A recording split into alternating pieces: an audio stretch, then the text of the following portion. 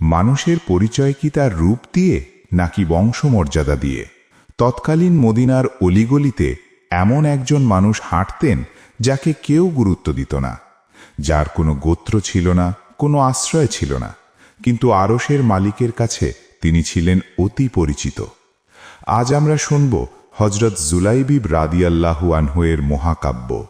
জুলাইবিব রাদিয়াল্লাহু আনহু ছিলেন খাটো, গায়ের রং ছিল কালো এবং তার চেহারা লৌকিক সৌন্দর্যের মাপকাঠিতে ছিল সাধারণ। তৎকালীন আরব সমাজে বংশীয় প্রভাব ছাড়া টিকে থাকা ছিল প্রায় অসম্ভব। মানুষ তাকে নিয়ে উপহাস করত, কিন্তু এই একাকী মানুষটির অন্তরে ছিল আল্লাহর রসুলের জন্য অগাধ ভালোবাসা।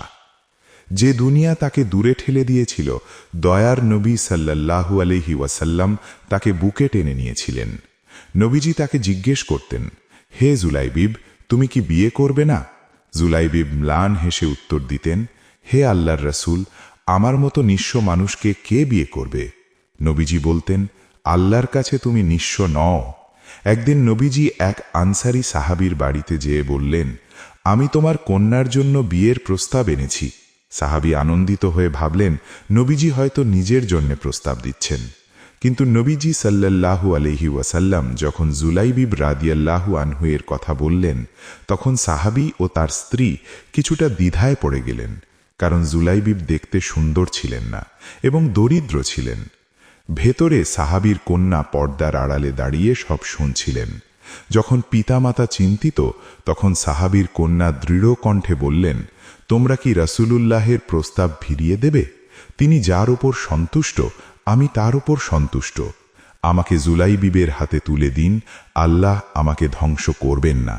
অবশেষে অত্যন্ত সুন্দরী এবং ধর্মপ্রাণ সেই মেয়ের সাথে জুলাইবিব রাদিয়াল্লাহু আনহু এর বিয়ে সম্পন্ন হয়। বিয়ের কিছুদিন পরই একটি যুদ্ধ সংঘটিত হয়। জুলাইবিব রাদিয়াল্লাহু আনহু সেই যুদ্ধে অংশগ্রহণ করেন। যুদ্ধ শেষে নবীজি সাহাবীদের জিজ্ঞেস করলেন, তোমরা কাউকে হারিয়েছ কি?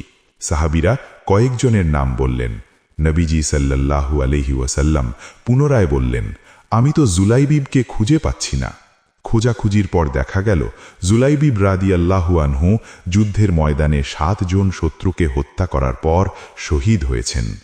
জুলাইবিব রাদিয়াল্লাহু আনহু এর লাশের পাশে দাঁড়িয়ে নবীজি অত্যন্ত আবেগপ্রবণ হয়ে বলেছিলেন, সে 7 জনকে হত্যা করেছে, অতঃপর তাকে হত্যা করা হয়েছে।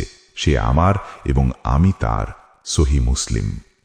জুলাইবিব রাদিয়াল্লাহু আনহু চলে গেছেন, কিন্তু রেখে গেছেন এক অমর শিক্ষা। আল্লাহর কাছে মানুষের দাম তার পোশাকে বা চেহারায় নয়, বরং তার তাকওয়া ও ভালোবাসায়।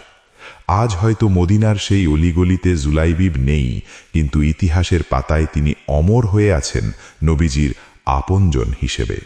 ভিডিওটি ভালো লাগলে চ্যানেলটি সাবস্ক্রাইব করে আমাদের সাথে থাকুন।